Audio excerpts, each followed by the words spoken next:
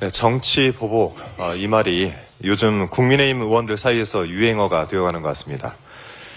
서울 양평간 고속도로 종점 변경 특혜 의혹과 관련해서 출국이 금지된 김선교 의원이 그제 7일이죠. 기자회견을 열고 명백한 야당 탄압이고 수준 낮은 정치 보복이다라고 주장을 했습니다. 어제는 김건희 특검팀이 윤상현 의원 사무실을 압수수색했는데요. 관련해 국민의힘 송원석 원내대표가 압수수색을 강행하는 것은 전형적인 정치 보복이다라고 발언을 했습니다. 참 편리한 주장이죠. 특검의 수사를 정치 보복, 이 네 글자로 규정을 하고 우기면 그동안 있었던 의혹들이 전부 없던 일이 됩니까? 특검을 거부하는 자가 범인이다. 20대 대선 당시 여러분이 만든 명언입니다. 특검 수사에 성실하게 임해야 되지 않겠습니까? 그래야 나중에 모든 진실이 밝혀졌을 때 그나마 조금이라도 덜 부끄럽지 않겠습니까? 악마는 디테일에 있다라는 말을 기억하시기 바랍니다. 변명이 길어질수록 곳곳에서 허점이 드러나기 마련입니다. 김선교 의원은 기자회견에서 고속도로 노선이 원안이건 변경안이건 김건희 땅이 있는지 알지 못했다라고 주장을 했는데요. 윤석열의 장모 최은순에게 허가를 이렇게 잘 내준 김선교 의원이 김건희 일가 땅이 있었다라는 것을 몰랐다고 우기면 누가 믿어주겠습니까? 변경된 종점안은 김선교 당시 군수가 무리해서 만든 남양평 IC로 연결이 됩니다. 그리고 그 IC를 지나면 김건희 일가가 사업을 벌이고 또 김선교의 양평군이 허가를 내준 공흥지구로 연결이 됩니다. 그런 큰 그림의 설계도는 김선교 양평군수 재임 기간이었던 2018년 작성된 2030 양평군 기본계획에 이미 제시되어 있었습니다.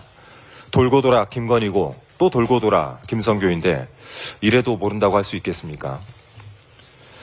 저는 이 문제를 오랜 기간 파헤쳤던 입장에서 솔직히 이 특검이 원희룡 전 장관에 의해서 김선교 의원을 출국 금지시켰을 때 특검이 맥을 제대로 짚었구나라고 생각을 했습니다.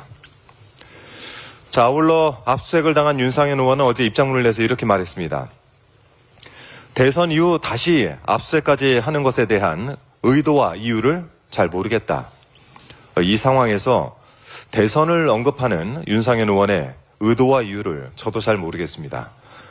2022년 대선에서 낙선한 이재명 당시 대통령 후보도 같은 심정이었을 텐데 이제 역지사지가 좀 되십니까? 하지만 윤상현 의원의 상황은 낙선한 사람에게 공직선거법 위반 혐의를 뒤집어 씌우기 위해 먼지털이식 수사를 받아야 했던 이재명 대통령의 그 억울한 처지와는 근본적으로 다르다라는 점을 명확히 해둡니다. 국민의힘에서 정치 보복이라고 하소연을 해대니까 이 괘씸함을 느낀 국민께서 기어이 옛일을 끄집어내셨습니다. 기억을 하실지 모르겠는데요. 지난 2023년 6월 21일 국민의힘 의원 67명이 불체포 특권을 포기하겠다라면서 이 서약서에 서명한 일이 다시 화제가 되고 있습니다. 그 명단에 이 김선교 의원 이름도 선명하게 남아 있습니다. 대한민국 헌정사에 불행한 일이 더 발생하지 않길 바랍니다만 이 어떤 상황이 오더라도 국민께 드린 이 약속은 잊지 마시기 바랍니다. 자, 밀라노에 출장을 간 오세훈 서울시장에 대한 이야기 저도 짧게 한마디 덧붙이겠습니다. 밀라노에서 K뷰티 그리고 K패션의 매력을 전파하고 있다더니 느닷없이 현지 기자 간담회를 통해서 국민주권 정부의 부동산 정책을 비판하고 나섰습니다. 오세훈 시장이 30조 원이 넘는 추경을 하고 20조 원 가까이 시중에 풀겠다는 정부를 보면서 과연 부동산 가격을 지킬 수 있을지 우려된다라고 말을 했습니다. 이 말도 좀 이해가 잘 안 되는데요. 부동산 가격을 지킨다라는 것 정확하게 무슨 의미로 이야기를 한 것인가요? 그간 오 시장의 행적을 밀어보면 이미 천정부지로 뛰어있는 이 부동산 가격의 고점을 사수하겠다 이런 의미로 읽히는데 맞습니까? 좋습니다. 의도에 어쨌든 오 시장은 국민주권정부의 부동산 정책을 비판할 입장이 못 됩니다.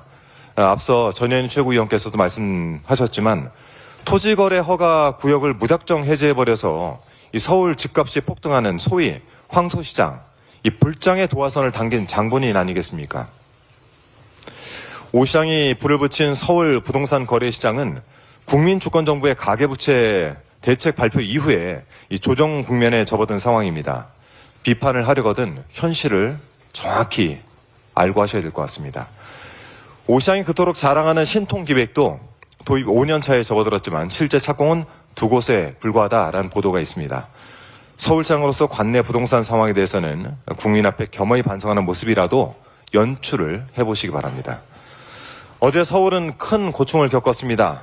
118년 만에 기록적인 폭염에 이어서 폭우가 쏟아져 곳곳이 침수가 되었습니다.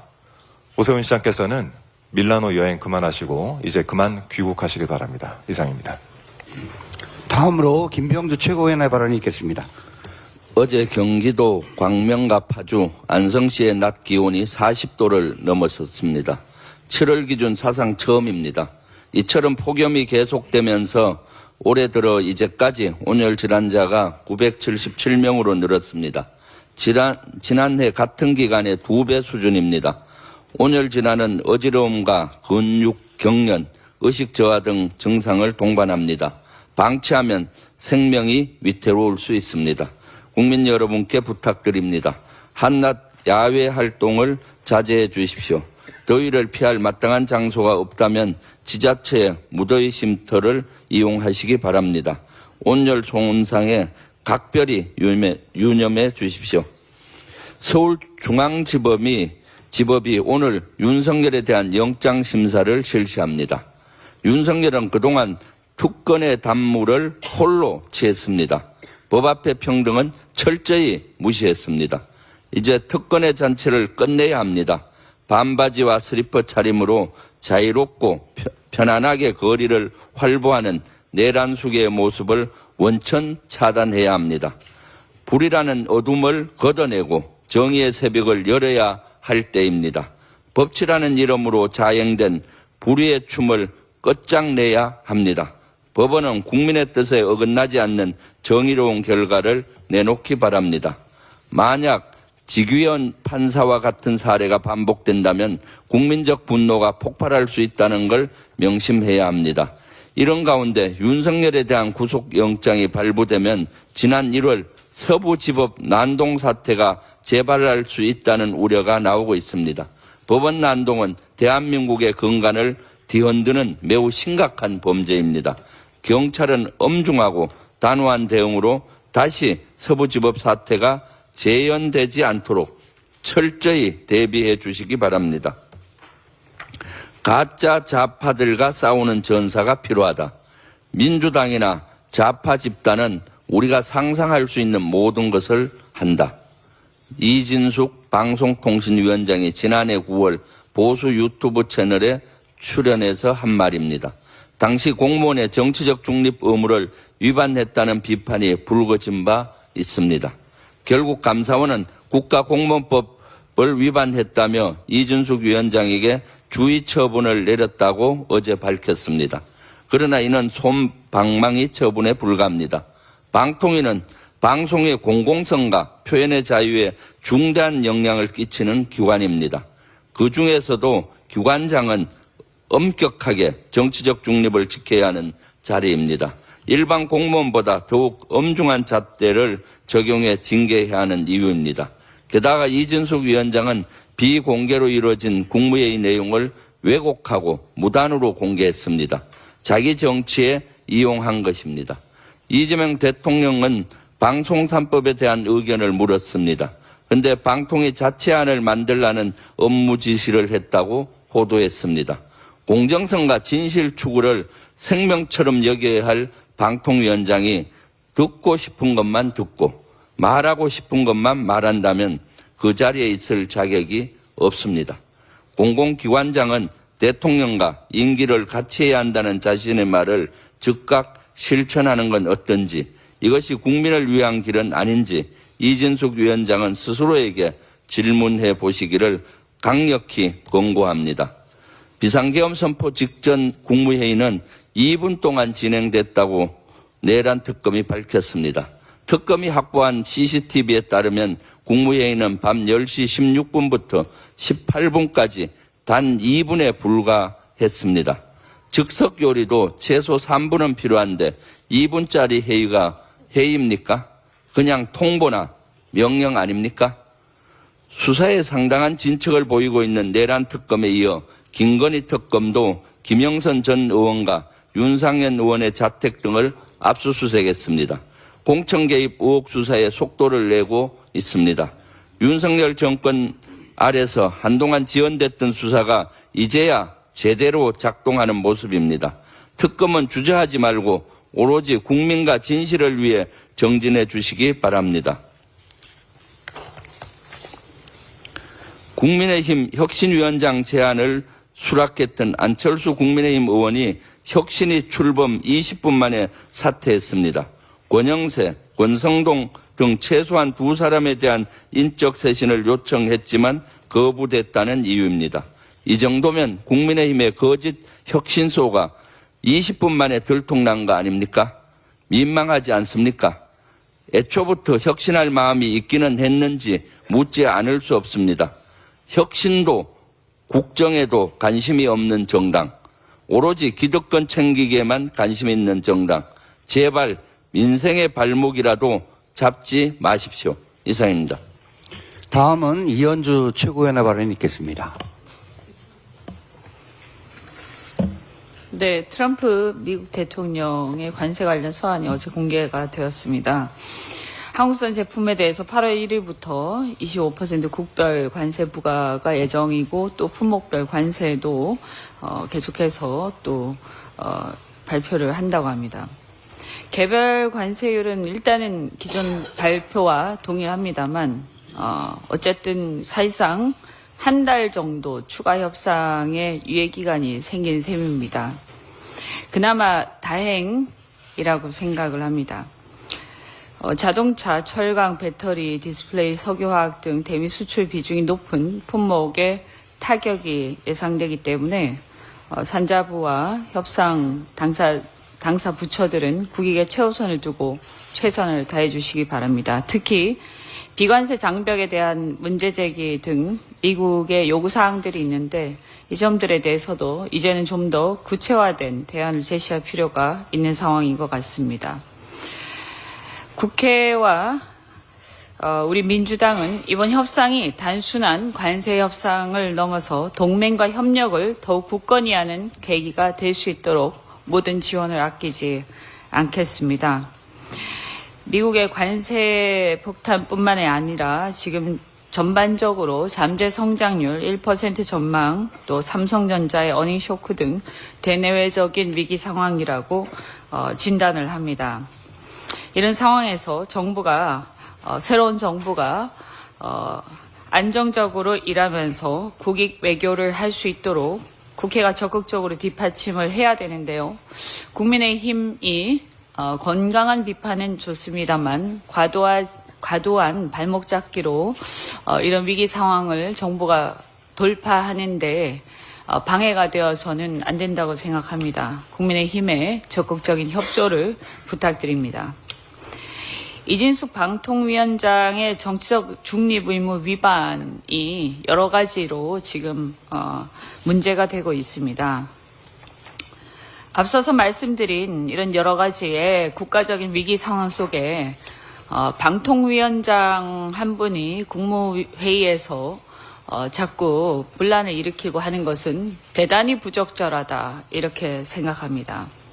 작년 가을에 탄핵 소추로 직무정지된 상태에서도 이분은 극우 유튜브에 출연해서 민주당을 폄훼하고 막말을 시전한 바가 있습니다.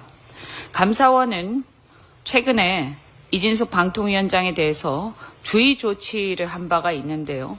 공무원으로서의 심각한 법률 및 규정 위반이 그 이유입니다. 국가공무원법 63조 65조 4항, 국가공무원 복무규정 27조 1항 2호 및 2항 3호 위반이라고 판단을 했습니다. 그런데 이렇게 지적을 했는데도 처분은 주의라는 솜방망이 처분에 불과합니다. 초록은 동색이라고 감사원을 윤석열 대통령의 사적 정치적 도구로 전락시킨 감사원의 제19 감싸기 아니냐 이런 의구심이 시중에 파다합니다. 이진숙 방통위원장을 심지어 비공개 국무회의 내용을 왜곡 공개해서 논란을 일으키고 있습니다. 국무회의는 국정을 논하는 중차대한 자리입니다. 말씀드린 대로 지금 국가적인 위기라고 말씀드렸습니다. 이렇게 비공개로 진행된 회의 내용을 왜곡해서 개인 정치에 활용하는 것은 매우 부적절할 뿐만 아니라 저는 매우 파렴치한 일이다 이렇게 생각합니다. 기자 출신인 이 위원장이 막말과 왜곡으로 논란이 된 것은 굉장히 유감스러운 일입니다. 앞서서 말씀을 여러분들이 하셨으니까 생략하겠습니다만 몇 가지만 더 말씀드리겠습니다. 이분이 작년 9월에 유튜브 채널 펜앤마이크 TV에 출연해서 자신이 선임한 박문진 이사 6명에 대한 집행정지 신청을 인용한 사법부를 향해서 판사를 향해서 이분이 국제인권법 연구회 소속이다. 좌편향적인 의견을 많이 밝혀온 분이라고 발언을 했습니다. 이것은 국무회의에 참석하는 방통위원장의 발언이라고 보기에는 정말 귀를 의심케 하는 그런 표현입니다. 또한 12.3이 있기 전인 작년 국회 과방위 국감에서 같은 당의 이상휘 의원마저도 유튜브 출연해서 논쟁이 될 만한 얘기를 하는 것을 삼가해달라고 할 정도로 당시 여당이었던 국힘의원이 보기에도 선을 넘었던 것입니다. 앞서 말씀드린 바대로 감사원에서도 정책 중립 의무 위반을 법률 위반이라고 지적한 바가 있는데 비록 처분은 솜방망이였습니다만 이 문제가 예사롭지 않다, 보통이 아니다라는 것을 다시 한번 강조를 드립니다. 최재해 원장과 또한 감사원의 최재해 원장과 유병호 감사위원은 현재 대통령 관저 감사 방해 혐의로 특검에 고발 조치된 상황입니다.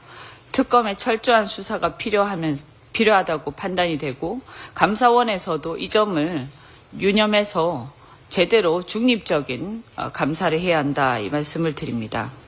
공정성, 독립성, 중립성이 요구되는 방통위 수장으로서 자질 없이 아직도 윤석열의 홍위병 노릇을 하고 있는 이준숙 방통위원장은 더 이상 방통위를 망치지 말고 또 국무회의를 방해하지 말고 즉각 사퇴하는 것이 바람직하다 이렇게 생각합니다. 이상입니다.